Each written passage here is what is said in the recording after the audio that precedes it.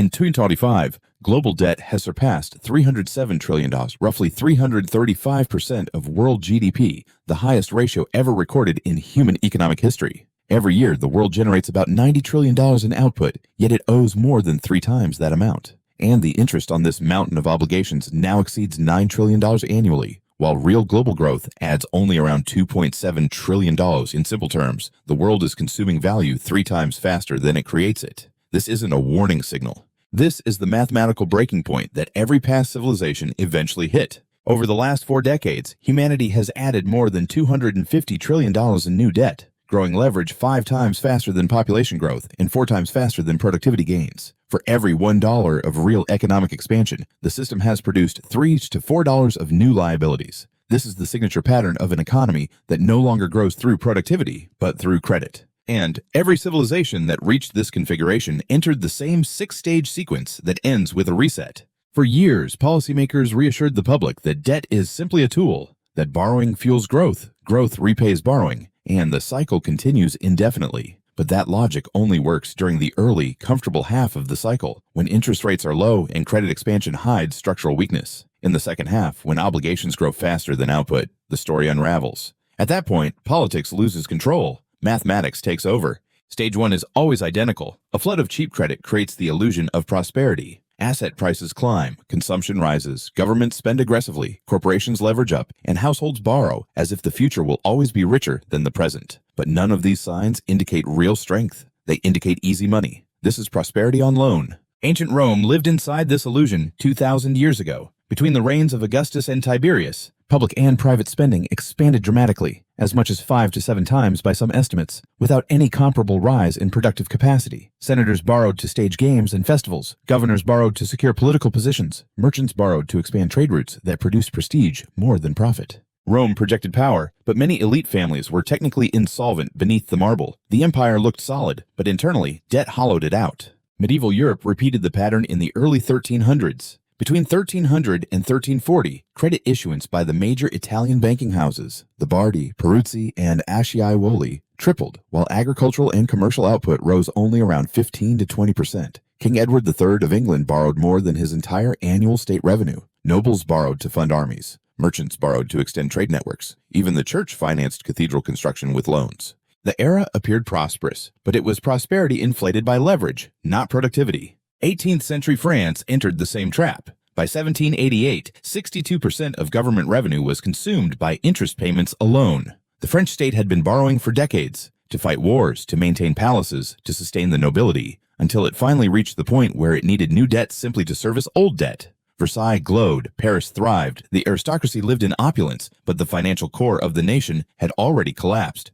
A state that borrows to pay interest is no longer a state. It is a debtor wearing the costume of a government. Weimar Germany, after World War I, followed the script at the fastest speed ever recorded. From 1919 to 1923, the money supply exploded by more than 1 million times. Economic activity initially appeared to rebound, but over 90% of circulating liquidity came not from production, but from borrowing and printing. Germany rebuilt its economy on a foundation of accelerating obligations, until the arithmetic gave way, and the currency disintegrated almost overnight. Even the post-World War II boom in the West was built on similar mechanics. The United States expanded credit massively through the GI Bill, low-interest mortgages, and business loans. Europe rebuilt through Marshall Plan funding, much of it structured as credit flows rather than direct transfers. Living standards skyrocketed, industries modernized, and society advanced at a breathtaking pace. But again, the foundation was leverage, supported by population growth, expanding labor forces, and cheap energy. Those tailwinds eventually weakened.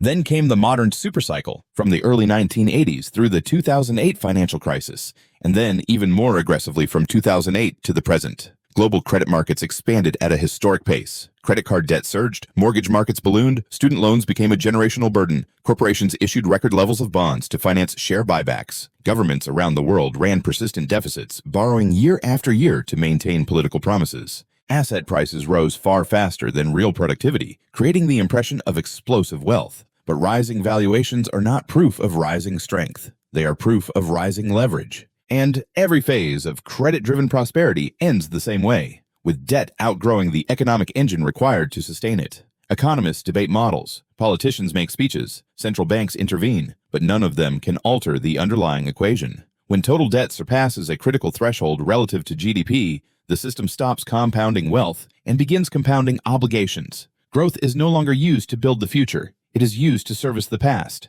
This is precisely where the world stands today. With global debt above 335% of GDP, the numbers have crossed into historical danger territory. The world produces roughly $90 trillion a year, but carries claims of more than $300 trillion if global output expands by only $2.7 trillion per year. While the interest burden is $9 trillion, the system is already locked into a negative compounding loop. No speech, no policy, no stimulus package can change this imbalance. It is a structural mismatch between what the world owes and what it can realistically generate. From this point forward, new borrowing no longer creates prosperity. It only increases the gravitational pull of existing obligations. The global economy has entered the phase where credit stops functioning as fuel and starts functioning as weight. This is the moment in every historical cycle when illusions dissolve and the true shape of the system becomes visible. The moment when societies realize they cannot pay for the promises created during the boom. History shows that once this line is crossed, only 3 outcomes have ever resolved the imbalance. The currency is sacrificed through inflation, the debt is wiped through decree, or the system resets through conflict. Every civilization before us reached this moment. Everyone resolved it through one of those 3 mechanisms. The reset never begins with collapse. It begins with a golden age built on borrowing and the belief that this time is different. This time is not different, only bigger. Once the illusion phase ends, every civilization moves into the same structural choke point, the moment when interest payments begin consuming all new economic growth. This is the mathematical turning point, the stage where the system stops expanding and starts feeding on itself. In historical terms, this is the moment just before the breakdown becomes visible. In economic terms, it's when debt service overtakes productive output. And in 25, the world has already crossed this line. The equation is brutally simple. If global GDP grows by roughly $2.7 trillion a year, but annual interest obligations require over $9 trillion, then the economy is no longer financing the future. It is financing the past. This imbalance cannot be fixed with optimism, stimulus, or political messaging. It can only be resolved through some form of loss. Once a system reaches this stage, debt is not repaid. Debt is redistributed. Rome hit this wall in 33 AD. After years of credit excess, lenders began calling in loans at the same time buyers disappeared. Land prices collapsed. Senators found themselves unable to roll over debts they had assumed would be eternal. The Senate attempted to stabilize the system by requiring creditors to hold 2/3 of their capital in Italian land, hoping to prop up prices. Instead, it triggered a liquidity crisis. With no buyers and no credit, elite families became insolvent overnight. The crisis wasn't ideological, it was numerical. The debt load had exceeded the productive capacity of the empire. Medieval Europe reached its breaking point in 1345. Edward III of England defaulted on loans from the Bardi and Peruzzi banks, obligations larger than the bank's entire capital base. Once the king stopped paying, the banking houses collapsed. With them fell the credit architecture of Europe.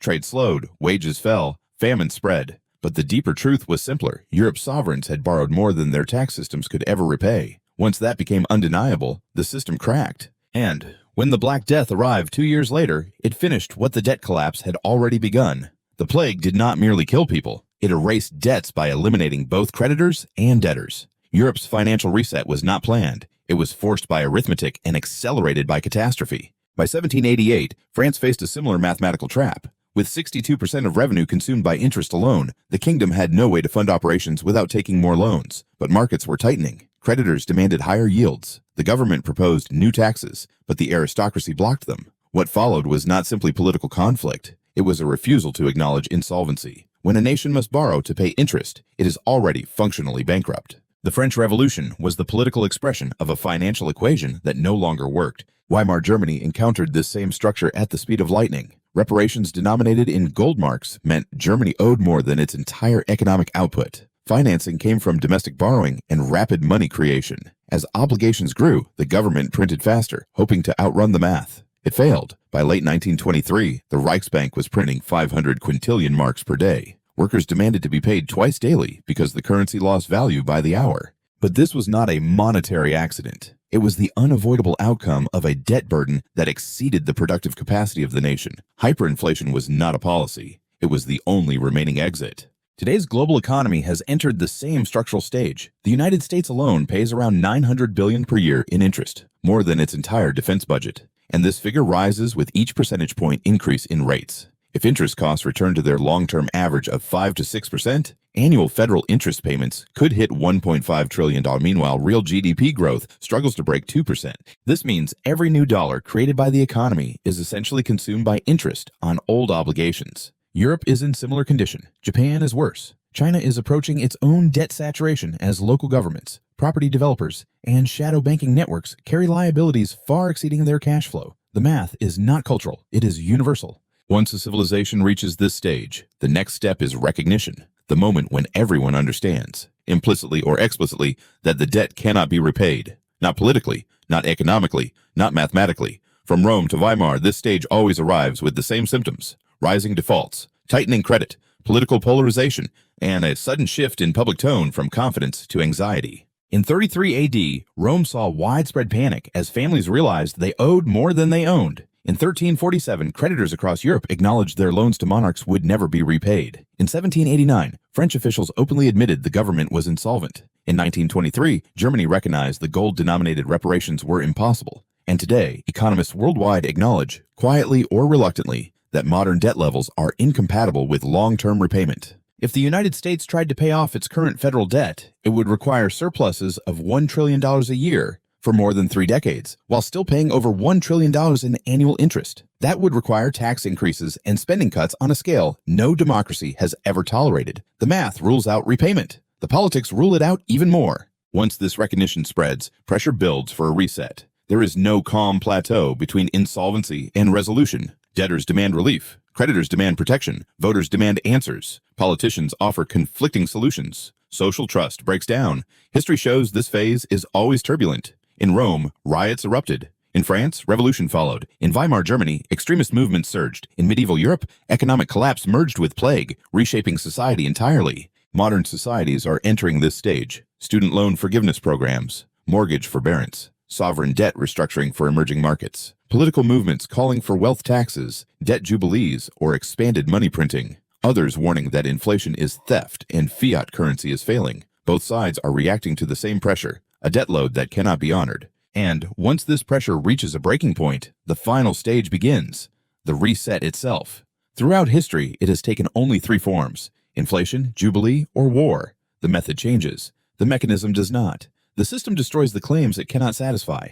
Every past civilization believed it would find a 4th option. None ever did. And the modern world, for all its technology and sophistication, is walking into the same structure, only at a scale never seen before. When a system reaches the final stage, the reset does not arrive politely. It arrives the way every past reset has arrived, through a mechanism that destroys the claims that can no longer be honored. Whether through currency collapse, legal cancellation, or violent conflict, the outcome is always the same. The ledger is wiped clean, and society begins again on a smaller balance sheet.